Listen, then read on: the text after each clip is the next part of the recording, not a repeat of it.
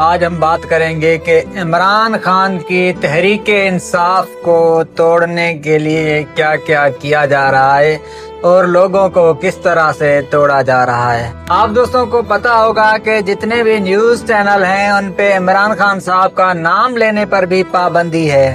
کوئی بھی news channel ایسے نہیں کہے گا کہ آج عمران خان کے لوگوں پہ یہ پابندی لگائی گئی یا یہ سزا ملی یا عمران خان صاحب جیل میں کیا کر رہے ہیں یا وہ کتنی مشکلات میں ہیں یا عمران خان کے جو بیٹے ہیں وہ پاکستان آنا چاہتے ہیں، ان کو کیا کیا مسائل پیش آ رہے ہیں۔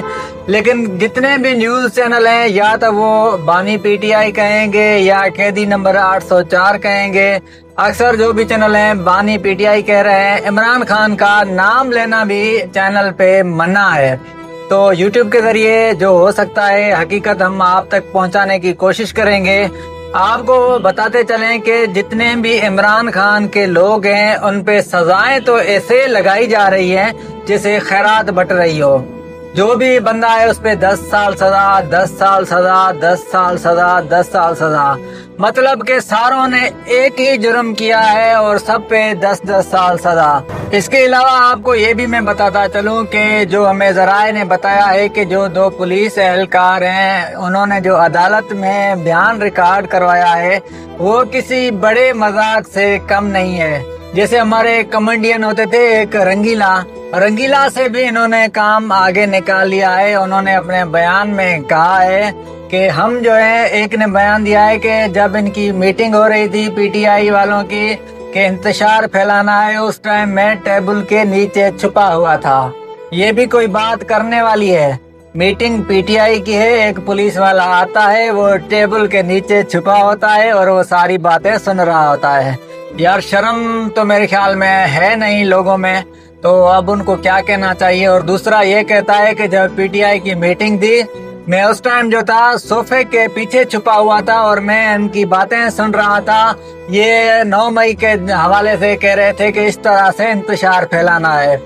بس اب کیا کہیں، ملک کو ایسے لوگ چلا رہے ہیں جو خود ہی چور اور کرپٹ ہیں۔ انہوں نے نہ پہلے کبھی اچھا کام کیا ہے اور نہ ہی ان سے کوئی اچھا کام کرنے کی توقع ہے۔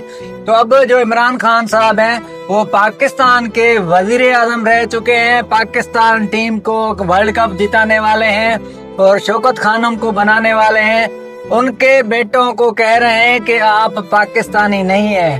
یار جو پاکستان کا وزیر اعظم ہے اور جو پاکستان کرکٹ ٹیم کو ورلڈ کپ جتانے والا ہے، پاکستان کو ورلڈ کپ جیت کے دینے والا ہے اور شوکت خانم بڑی اسپتال بنا کے دینے والا ہے، اس کے بیٹے جو ہیں وہ پاکستانی شہری نہیں ہیں۔ میں اداروں کو یہ کہوں گا کہ پلیز آپ کسی ایک پارٹی کے ساتھ کھڑے نہ ہوں، کسی ایک کے مفاد میں نہ جائیں۔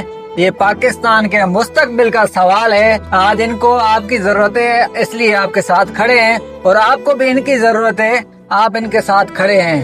آنے والے وقت میں پتہ نہیں آپ جیسے بھی کتنے آئے تھے چلے گئے اور ان جیسے بھی پتہ نہیں کتنے آئے تھے وہ بھی چلے گئے، لیکن خدا را پاکستانی عوام پہ رحم کریں۔